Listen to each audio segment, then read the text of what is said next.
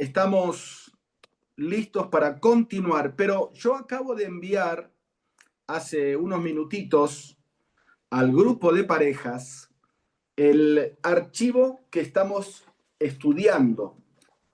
La mayoría yo sé que lo tiene, pero si alguno no lo tenía,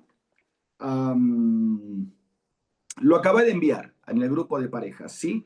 Si alguien no está en el grupo de parejas porque fue invitado por otro que le compartió el link, bueno, comuníquese con la persona que le invitó y dile, por favor, me reenvías el archivo, ¿sí? Porque sería bueno que todos lo tengan, porque es un archivo de trabajo para ir completando. Y hoy vamos a hacer una, rápido, vamos a igualarnos con los espacios en blanco para que ustedes sepan qué es lo que tienen que completar. Así que vamos a empezar desde el comienzo. Ustedes ven ahí que la primera página tiene el título de el tema que estamos desarrollando y que estuvo hoy en la publicidad que se envió por las redes, que es sacándole provecho a nuestras diferencias. Y básicamente tiene un bosquejo muy simple, se divide en 3 puntos. El primer punto, o está con la letra A, dice la imagen que Dios planeó, y ahí ustedes tienen un paréntesis y un espacio para completar. Ahí va la palabra compromiso. Tenemos que comprometernos mutuamente como cónyuges para poder acercarnos lo más posible, porque de una manera perfecta es imposible, acercarnos lo más posible a esa imagen que Dios planeó, de esposo, hombre y padre, y de esposa, mujer y madre, pero principalmente en el aspecto conyugal. Comenzamos a desarrollar ese tema, obviamente no lo vamos a hacer hoy porque si no, no llegaríamos al punto que hoy nos toca, pero ahí en el 1, 2, 3, 4, 5, en el sexto puntito, en la primera página dice, un matrimonio inmaduro es aquel que está basado en una relación, y ahí está la palabra para completar, anoten por favor, comercial. Ustedes ahí tienen que poner la palabra comercial. El otro puntito más abajo dice, un matrimonio, en cambio, en proceso de madurez. No me animé a poner la palabra maduro porque estamos en proceso de madurez, ¿sí? Se basa, en cambio, en una relación de pacto, ¿sí? Ahí va la palabra que ustedes tienen que completar, pacto o compromiso. Y más abajo, casi al final de la página, dice, el amor maduro, y este es un concepto muy importante, vale repetirlo bien, el amor maduro involucra un estado de crecimiento que comienza en un extremo de recibir mucho y dar poco. Y aquí nos referimos al comienzo, cuando nos conocimos y hasta cuando nos casamos. No sabíamos mucho del secreto del amor y pedíamos, exigíamos, demandábamos, quizás de la mejor manera, pero lo hacíamos y tal vez no nos concentrábamos tanto en dar, sino más bien en esperar que el otro me dé. Entonces, comienza en un extremo de recibir mucho y dar poco, y va avanzando, no llega a completarse, pero va avanzando hacia el otro extremo de dar, ustedes completen ahí, dar felizmente todo y no demandar nada a cambio. Eso es lo que tocaba completar de las primeras páginas. La segunda página, que comienza con el primer puntito que dice, nosotros somos ministros de nuestro cónyuge. Hay un pasaje ahí, segunda de los Corintios 12:9. Bueno, si bajamos un poquito más, en el cuarto punto, dice, entonces el propósito de Dios al diseñar el matrimonio, y esto también es importante que lo repitamos, nunca fue la autosatisfacción de cada uno de los cónyuges.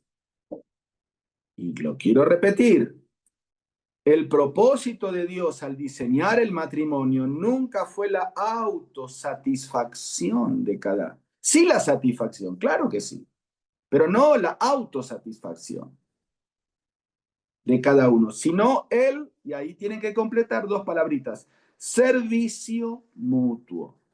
El servicio mutuo. Amor a la manera de Dios no es demandar derechos, satisfacción, mi espacio, mis planes, mis gustos, sino servir al otro. Aunque no nos guste, aunque nos cueste, aunque no querramos, servicio mutuo. Ese fue el propósito de Dios.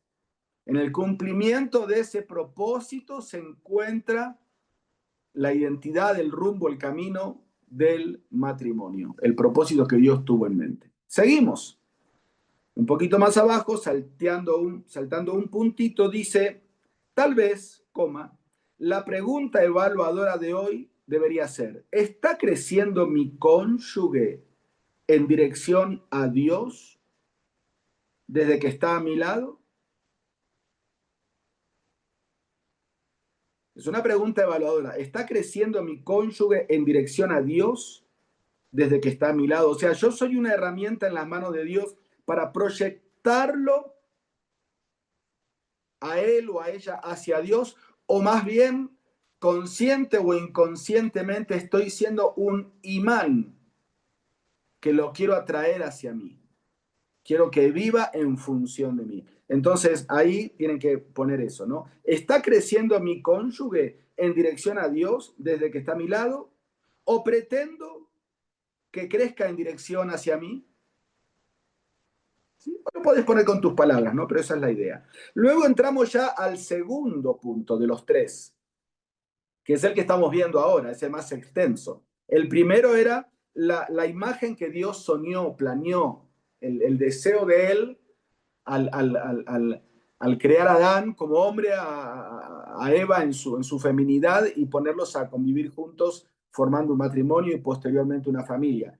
Y el compromiso mutuo de poder vivir en función de ese diseño divino. Ahora viene el segundo punto. Ahora es el punto B, la imagen que mi cónyuge necesita.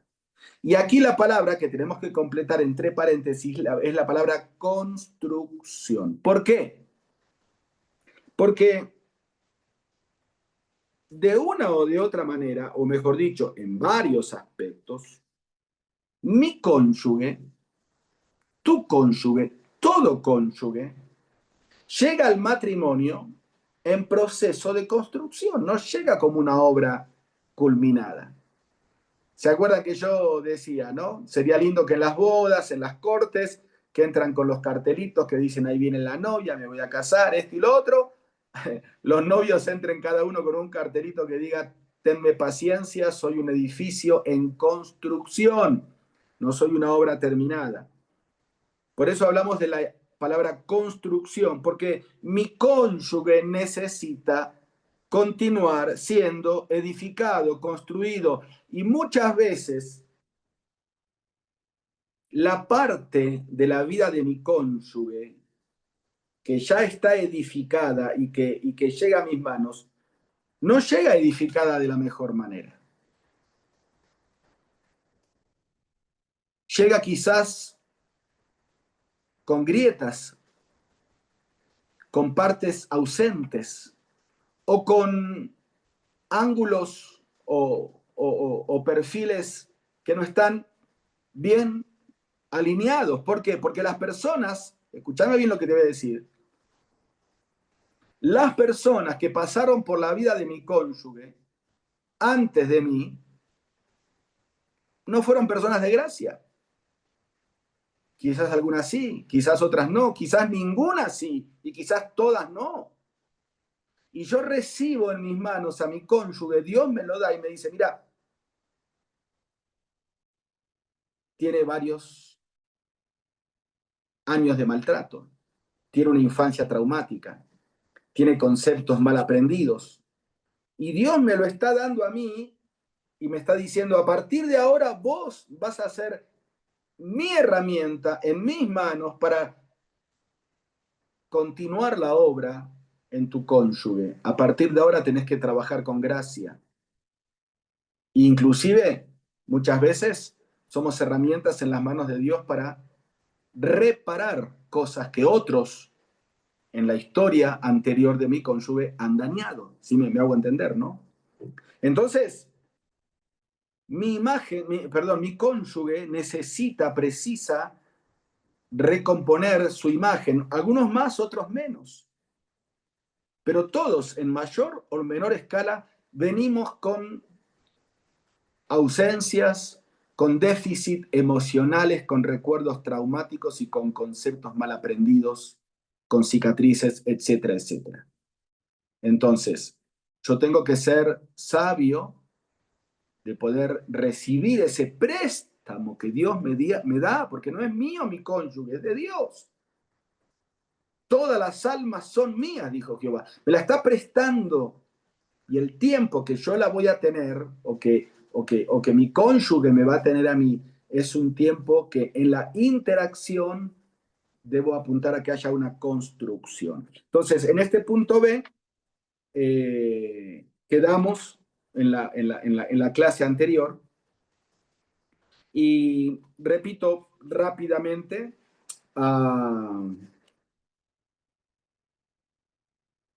los puntos que no hemos completado, ¿sí? Dice, evidencias de una baja autoestima o valor débil de sí mismo. ¿Cómo puedo identificar que mi cónyuge está, por ejemplo, teniendo un concepto distorsionado de sí mismo? Bueno, hay en total 7 y lo completamos. 1, una ambición exagerada por alcanzar una posición o meta. Esas son las dos palabras que tienen que completar. Por alcanzar una posición o meta. 2, una esposa que está comparándose siempre con otras. Completen la palabra comparándose. 3, un esposo que está apático y no quiere intentar algo nuevo. Ahí van esas dos palabras. 4, una esposa muy indecisa. Completen, por favor. O anoten aparte y después completan, ¿no? Si no lo tienen impreso. 5, un esposo que le cuesta admitir una falta o pedir perdón. Muy común, principalmente en los hombres. 6, alguien preocupado por su pasado con sus fracasos.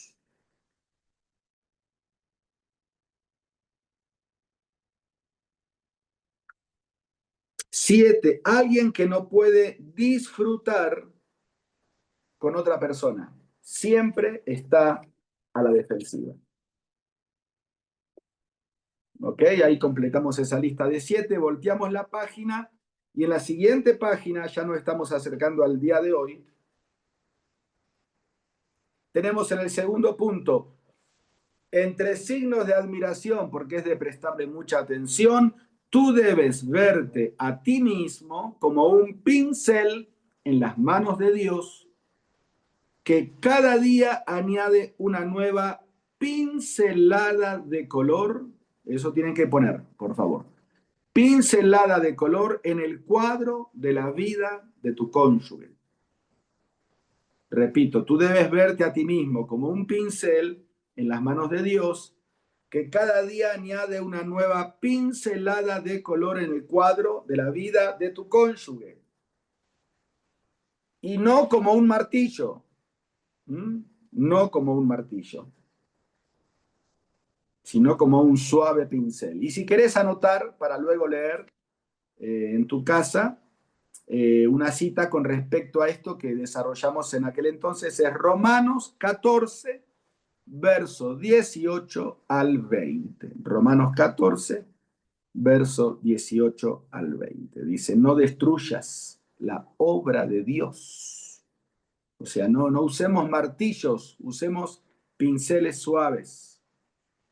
Avanzamos, lo último que nos queda por completar, saltando un puntito, el siguiente dice, y este me gusta mucho, debo aprender a ver los tropiezos de mi cónyuge no como un obstáculo en mi camino, sino como, y ahí completan por favor, la oportunidad para ayudar a mi compañero de equipo.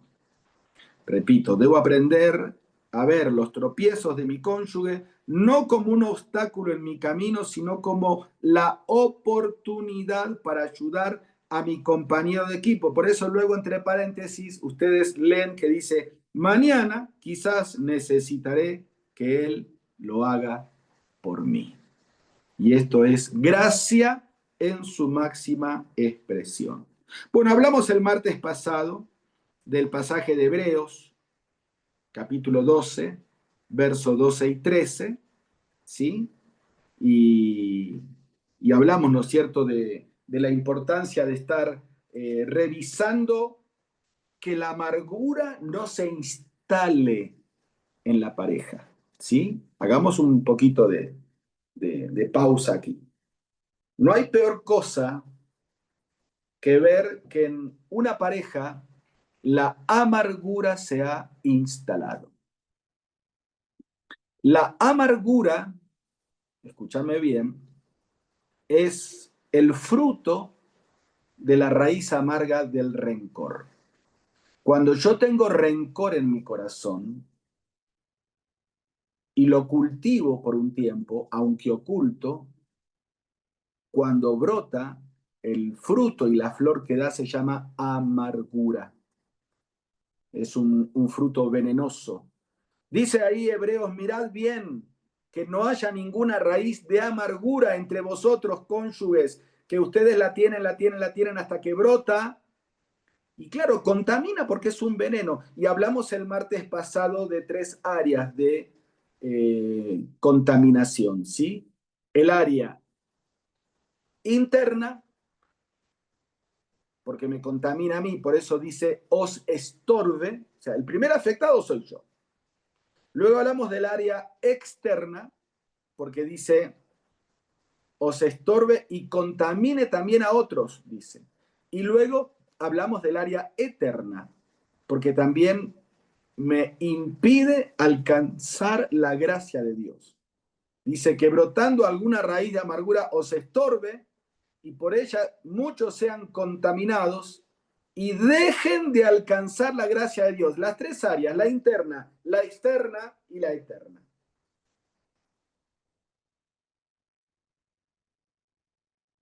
Y aquí el autor de la epístola a los hebreos en este pasaje escoge un ejemplo de toda la Biblia que creo yo es el mejor ejemplo de lo que provoca en una relación la raíz amarga. No es una relación conyugal, en este caso es una relación fraternal entre 2 hermanos varones, pero el principio es aplicable para cualquier ámbito de convivencia, el principio es aplicable perfectamente para el matrimonio. El autor a los hebreos elige el ejemplo de Esaú, el caso de Esaú. Claro, fue víctima, sí, no lo vamos a negar, fue víctima. Fue más víctima que culpable, porque si bien él despreció la primogenitura, despreció las herencias espirituales, solo buscó satisfacerse él mismo, ¿no? Cuando vio ese plato de menestra con patacones, dijo, no me importa, firmo lo que quieras. ¿Sí? Por eso dijimos que en este punto, que la meta de Dios en la relación nunca fue buscar satisfacer mis propios apetitos. Pero acá Esaú lo hizo. ¿Sí? Está bien, pero cómo se aprovechó el hermano Jacob fue peor. O sea, a mi criterio, fue peor lo que hizo Jacob, porque se aprovechó de ese área carnal de su hermano y lo traicionó Dios 2 veces, se confabuló con la madre, traicionó a su padre, o sea, súper vil, súper cobarde, súper bajo lo que hizo Jacob, comparado con lo de Esaú. Y claro, esto despertó un rencor en Esaú que lo cultivó durante 45 años. Y se encuentran ya de grandes, y bueno, si no fuera por la mano de Dios, Esaú lo mata al hermano, porque a eso te lleva el rencor. Entonces, dice ahí, ustedes lo tienen, la amargura que produce una vida enfocada en satisfacer mis propias expectativas me estorba, contamina a mi cónyuge y me impide ver a un Dios de gracia, y yo agregaría, me impide a mí obrar con gracia. ¿Sí?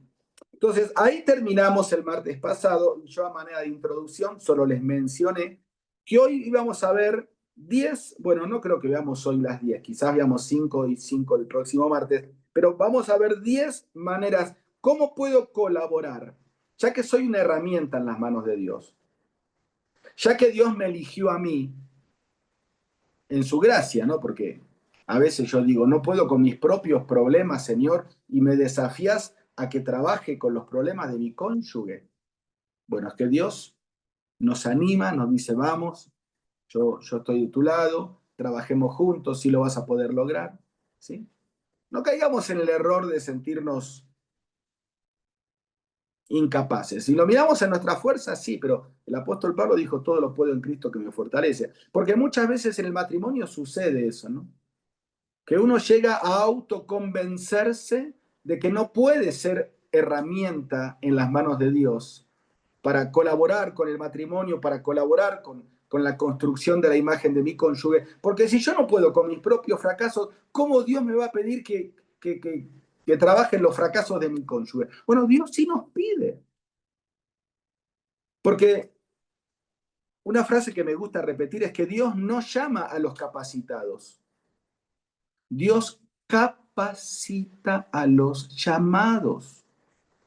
Te la repito, Dios no llama a los capacitados, Dios capacita a los llamados. Si Dios nos llamó al matrimonio, es porque Él, si nos ponemos en sus manos, nos va a capacitar para todo lo que implique la vida conyugal. Así que no le creamos la mentira al diablo de que no podemos. Que lo haga el otro, que lo haga mi cónyuge. Yo de mi parte ya no me pidas más nada. No, siempre podemos hacer algo más.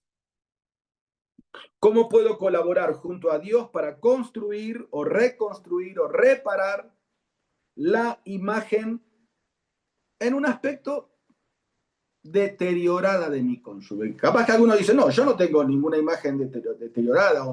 En un aspecto todos necesitamos ir al taller del maestro constantemente. ¿Eh?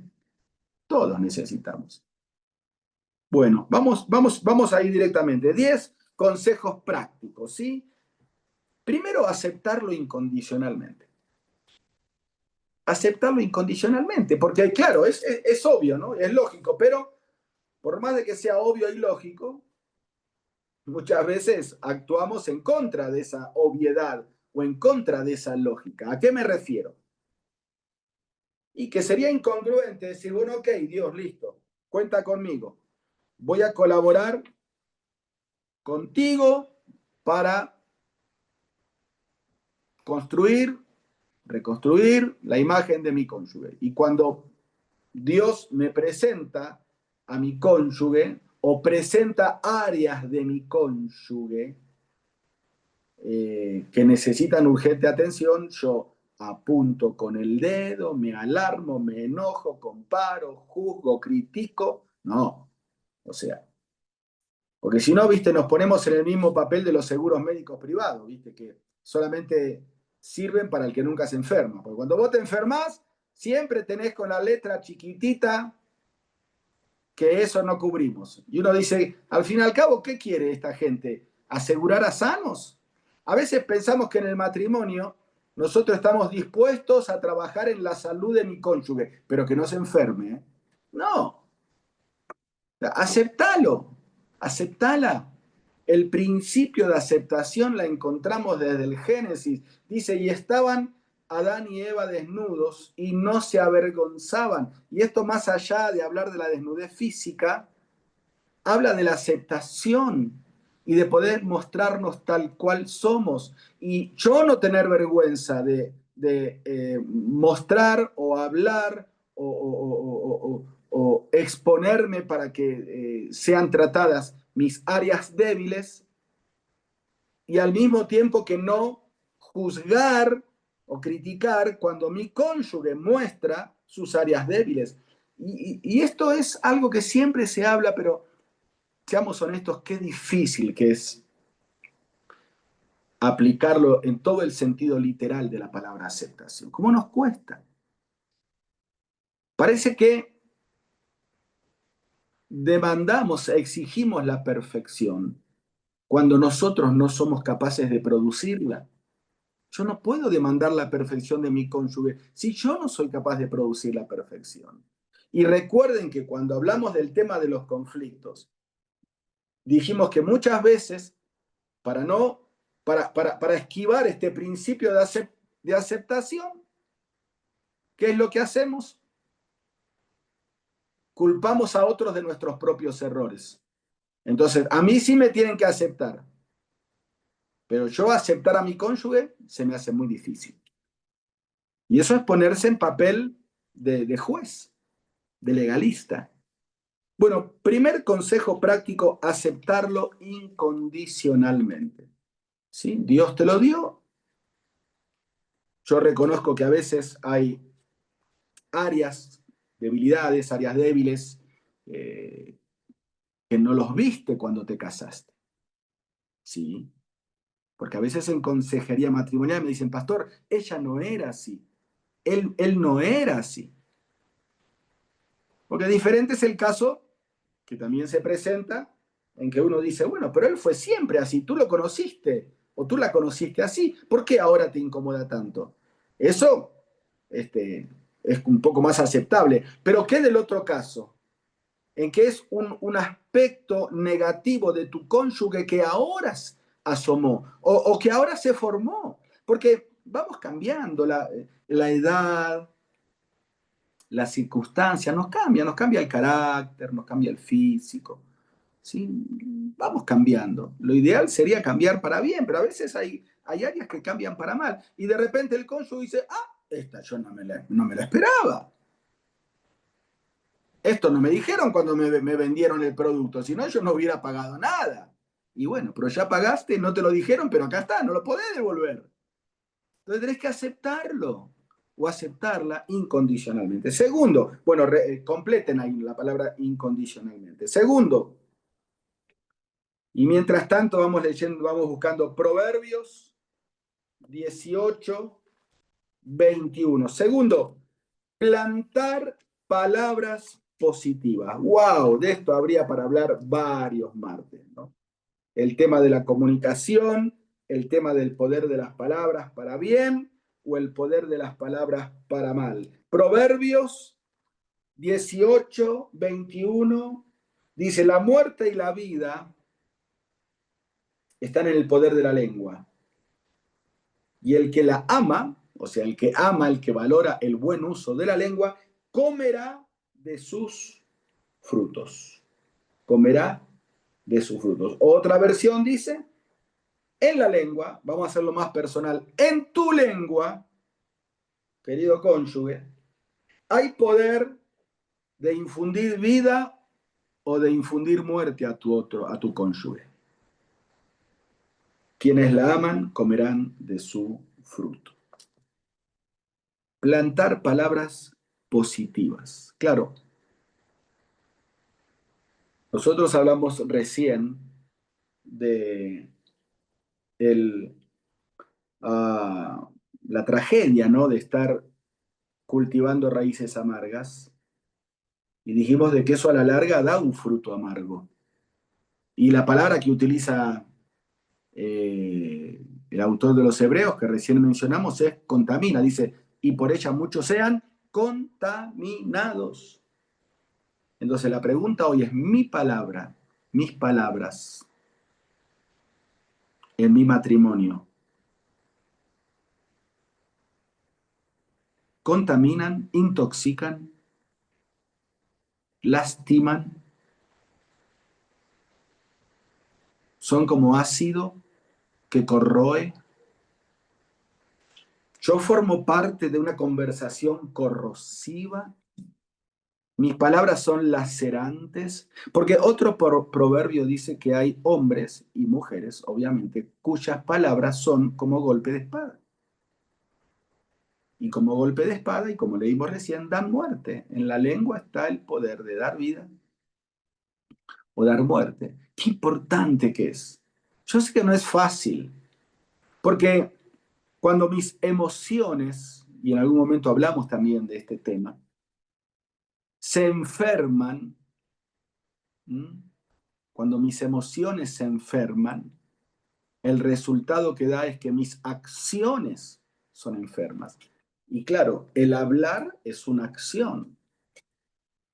Entonces, pongámonos como meta, y para esto la única manera es poner nuestra lengua en remojo cada mañana en oración, decir, Señor, tú sabes que yo soy de gatillo fácil, enseguida exploto, enseguida hablo, enseguida respondo, enseguida hiero, enseguida lastimo. Tú sabes que tengo que estar pidiendo perdón a cada rato por ofender a las personas, por ofender a mis hijos, por ofender a mi esposo. Así que hoy mi lengua es tuya.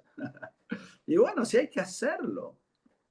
Porque Santiago capítulo 3, que es el capítulo más extenso que habla de la lengua, la compara con un timón. Entonces, ¿quién gobierna tu lengua?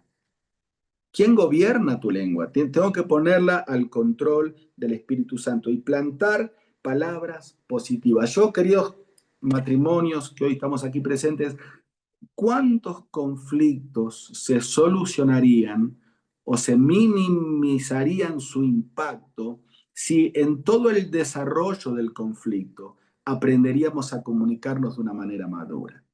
Y ojo que no es solo palabras, a veces son expresiones faciales, a veces son posturas corporales, a veces son silencios prolongados. Eso también transmite un mensaje. El silencio prolongado transmite un mensaje. La postura corporal y la expresión facial, aún sin decir una sola palabra, transmite mensajes. Y mucho más las palabras. Tenemos que ser coherentes en la manera de comunicarnos. Y esto, humanamente hablando, es imposible. Si el Espíritu Santo no nos está gobernando, es imposible mantener el control. Pero una manera, quizás de las más importantes, en poder construir junto con Dios, perdón, colaborar junto con Dios para reconstruir o construir la imagen de mi cónyuge es usando palabras de gracia. Yo no voy a lograr nada diciendo me tenés cansada, me tenés cansado, no te soporto más, ¿cuándo vas a cambiar? ¿Por qué me haces esto? Esto no es justo. O sea, se puede transmitir el mismo mensaje, pero con palabras diferentes, con una actitud pasiva, como el Señor Jesucristo hacía, ¿no? En tercer lugar, construir en tiempos difíciles, sabiendo que el sufrimiento es parte inseparable del matrimonio. Y esto lo dijimos al comienzo, ¿sí? Un autor, no recuerdo el nombre, pero escribiendo en un libro sobre el matrimonio, dice que el matrimonio es como lamer la miel de una espina. Lamer la miel de una espina. O sea, es rica, es dulce, pero que te vas a pinchar, te vas a pinchar. Vas a sufrir. Vas a sufrir. Si vos te casaste pensando que no vas a sufrir, hoy estás frustrado, frustrada. El sufrimiento es parte del amor. ¿O no dice el apóstol Pablo en 1 Corintios 13, el amor es sufrido? ¿No dice así? ¿No dice que el amor es sufrido? Entonces, si el amor es sufrido, ¿yo no voy a sufrir? Por supuesto que sí. Entonces, en tiempos difíciles, tengo dos opciones. O no hago nada o destruyo. No, acá la propuesta número 3 es construir en tiempos difíciles. Claro, construir, viste, en luna de miel, construir en la abundancia, ahí cualquiera construye. Pero la cosa es construir en tiempos difíciles. Ahí es otra cuestión. Y bueno, pero puedo hacerlo, porque puedo sacar mucho provecho de ese sufrimiento. Mira lo que dijo el Señor en San Juan capítulo 15, hablando del sufrimiento y de la consecuencia del sufrimiento. San Juan capítulo 15, versículo 2, pasaje tan conocido de la vid y los pámpanos, ¿no? Pero ahí le dijo, todo pámpano que en mí no lleva fruto, lo quitará. Y todo aquel que lleva fruto lo limpiará. O como dice la Nueva Versión Internacional, dice, toda rama que da fruto será podada para que dé todavía más fruto. ¿Y dónde habla el sufrimiento aquí? Y cuando habla de la poda, te lo dice alguien que estudió botánica por 10 años. O sea, cuando vos podás una planta, la planta sufre. Yo a veces lo digo, si la planta pudiera hablar, hasta te insultaría, porque tú vas con la tijera de podar y cortás una rama por acá y otra rama por allá y le arrancás hojas viejas y la planta no disfruta, es un proceso traumático. La poda es un proceso traumático. De hecho, si no es una poda controlada, puede llegar a provocar la muerte de la planta. O sea, ¿qué es sufrimiento? La poda es sufrimiento, con todas las letras y en mayúscula para la planta. Pero ¿qué dice el Señor? ¿Una planta está bien? ¿Lleva fruto? Sí, no la toques. No, no la toques, no. La voy a hacer sufrir. ¿Pero y por qué si va todo bien? Para que esté mejor todavía. ¿Sabes? El sufrimiento es parte inseparable de la pareja. Y ahí completen, por favor, es en vano el deseo de vivir sin dificultades. Es en vano el deseo de vivir sin dificultades. Y por lo que leímos en San Juan 15:2, entendemos que el sufrimiento precede al fruto. Querido cónyuge, querido matrimonio, o aún aquellos solos y solas que también siempre nos acompañan y disfrutamos de su presencia y damos gracias de que estén fielmente con nosotros. Si vos estás pasando por un momento de sufrimiento, no lo mires como algo negativo, porque puede ser el sufrimiento que precede al fruto. Aún, escúchame bien lo que te voy a decir, aún cuando este sufrimiento que hoy estás padeciendo es por causa de una mala decisión tuya. Aún de ese sufrimiento, Dios puede sacar fruto. El mismo contexto de Hebreos que estamos leyendo, si vos continuás un poco más adelante, habla de la disciplina y dice, es verdad que la disciplina al comienzo parece ser causa de tristeza, dice, pero después da fruto. Entonces, sacándole provecho a nuestras diferencias, no es el tema general. Bueno, esas diferencias que producen sufrimiento, conflicto, malestar, esas diferencias que nos hacen a veces casi parece que perder el rumbo en tiempos difíciles, no nos tienen que detener en nuestro proceso de construir. Al contrario, tenemos que continuar sabiendo que el sufrimiento es parte inseparable de cada pareja. Y mejor sufrir de a dos que sufrir solo. Cuarto, evita aislarte en medio de las pruebas. Esto es muy común, ¿eh?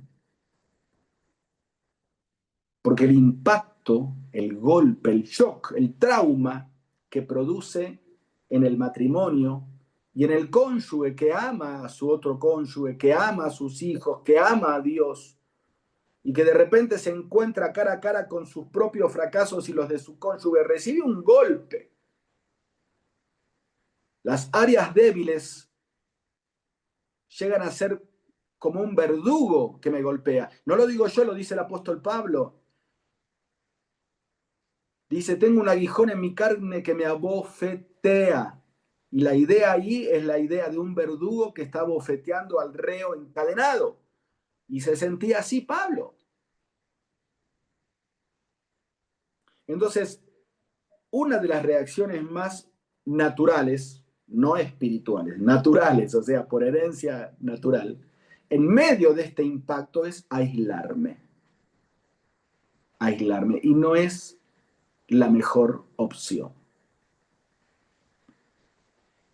Evita aislarte en medio de las pruebas, evita expresiones de ira o frustración hacia la persona, hacia tu cónyuge, que es la persona que más amas. ¿Sí? Y acá viene la frase que te dije recién, ¿no? La vida matrimonial es como lamer la miel de una espina. Entonces, seamos sabios en identificar cuándo son reacciones naturales y cuándo son reacciones espirituales. ¿Y sabes cómo es la mejor manera de identificarla? Bueno, en medio de la prueba, del sufrimiento, de la ofensa, de la traición, de la frustración, en medio de ese momento, en medio del shock, del impacto, lo primero que te va a brotar, eso es natural. Esa es una receta muy práctica. Lo primero que me va a brotar es lo que debo reprimir.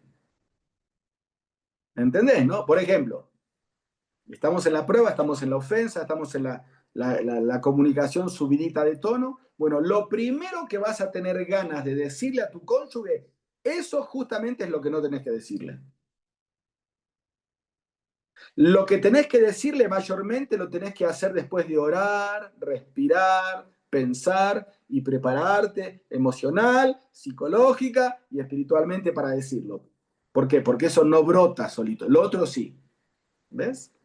Esa es una receta fácil. ¿Cómo sé cuando una reacción es natural o es espiritual? Bueno, es que la reacción natural es la primera que aflora y la espiritual precisa un proceso. Entonces, identifiquemos cuáles son nuestras reacciones en medio de la prueba. Y el último, vamos a ver 5 hoy y 5 el próximo martes.